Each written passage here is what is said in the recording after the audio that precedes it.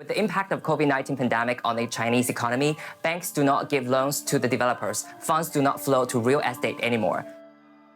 China is at it again with severe economic problems. The news has not been good in recent weeks for this great country. According to a recent report from London-based consulting firm Capital Economics, the economy has been under pressure so far this year, and it does not appear to be getting any better. Growth has stalled, and the housing market is collapsing, and young unemployment is rising. Companies are even struggling with recurring supply chain headaches. What has happened to the country that had the world's second biggest economy? Why are they grappling with the impact of severe drought? Recent signals have revealed that the Chinese economy may already be in a recession because the country is being hit by record-high inflation, trillions of dollars disappearing overnight, layoffs, and fraudulent activity, to mention a few. Worse enough, its real estate sector is suffering the consequences of too much debt. However, the situation is being made much worse by Beijing's adherence to a rigid zero-COVID policy, and there is no sign that it will change this year. What will be the result if things continue to go this way? Well, indeed, the Chinese Socialist Coalition has endeavored to control the disaster, but the reality is that people have already been aware of what is happening. That brings us to the matter of the day. In this video, we're going to explain China's economic crisis and how it has become a major problem that haunts the country. So watch the video to the end and get ready to be inspired.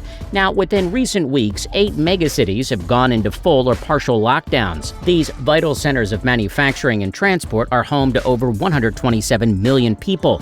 As a matter of fact, about 75 cities have been closed off since late August, affecting more than 313 million residents, which is definitely not going well. Goldman Sachs estimated that cities impacted by lockdowns account for 35% of China's GDP. I'm sure you know about China's rail project. In fact, this has really affected the country's economy. In 2008, China originally left on a high-speed rail project, and they ended the first project in 2009.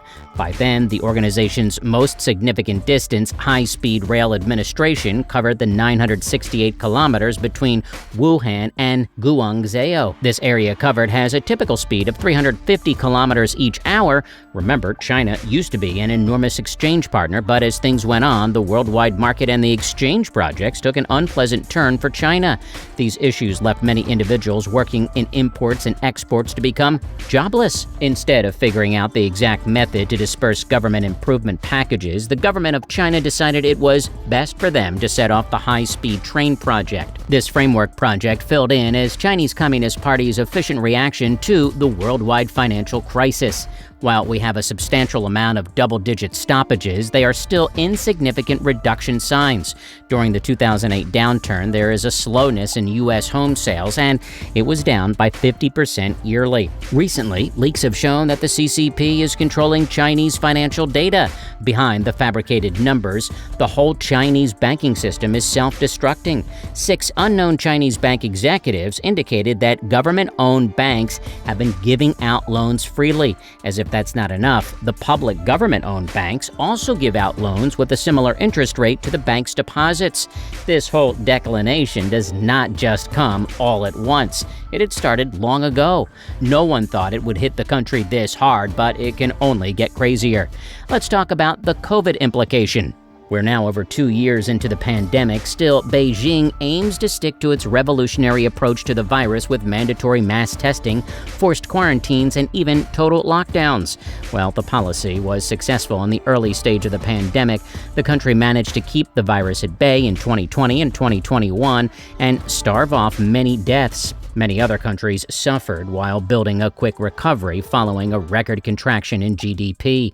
XI even said that China's success in containing the virus was proof of the Communist Party's superiority over Western democracy. He said this at a ceremony in 2020. However, the premature declaration of victory has returned to haunt him, as the highly transmissible Omicron variant makes the zero-COVID policy ineffective. While the capital of China, Beijing, seems unwavering on its zero-COVID strategy, the government has rolled out numerous measures to boost the flagging economy, unveiling a $146 billion last month to ease power shortages and improve infrastructure.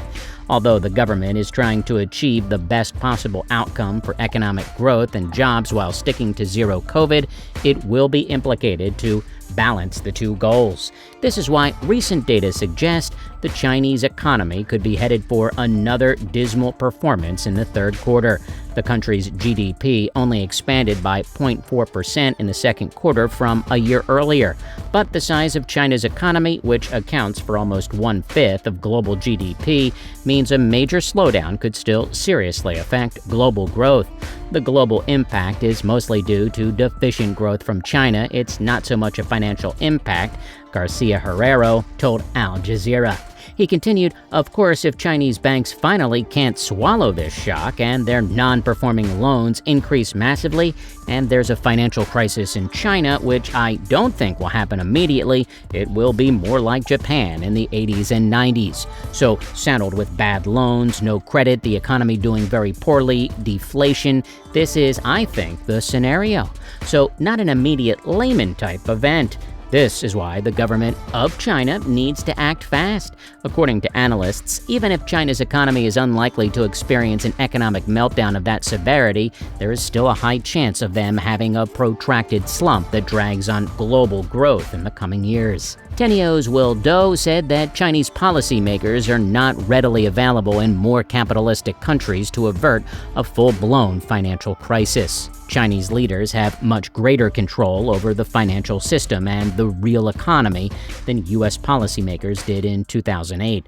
So they have the tools to starve off an acute crisis, he said, and to starve off the financial contagion and a complete collapse in credit flows because they can order the banks to lend. They can work outside the legal bankruptcy system to keep everyone liquid and avoid disorderly default chains. Talking about Chinese goods, which have become cheaper for the West, this forces China's surrounding countries to reduce the prices of their goods as well. The yuan crisis has dragged down other export-driven countries, thus increasing the risk of a default for BRI loans. This is China's first overseas debt crisis. We know that the country's institutional loans have risen by more than 3 times in the past 2 years, and numerous countries have already been rated as junk. Countries like Pakistan, Argentina, Belarus, Egypt, Mongolia, Nigeria, Turkey, Ukraine, and Sri Lanka. The problem is that China isn't using its cash to pay for BRI lending, but if the country had done that, it would have been able to withstand the pain. However, most of this lending was from China borrowing money from others. This means that countries like the U.S. were lending money to China so that China could lend the money to other surrounding countries. This isn't a sensible thing to hear from a great country like China. It is indeed ridiculous, and this will fall flat on China's face soon. The drought keeps worsening. China is in a complicated situation economically. We can expect the COVID crisis and the drought to affect China's economy negatively. We can only hope there won't be a recession. With China being the world's manufacturing powerhouse, no one is prepared for what's coming. We'll see how it goes in the long run. Well, that's it for today, guys. If you enjoyed the video, do well by subscribing to this channel and give this video a like. Thanks for watching, and we'll see you in the next video.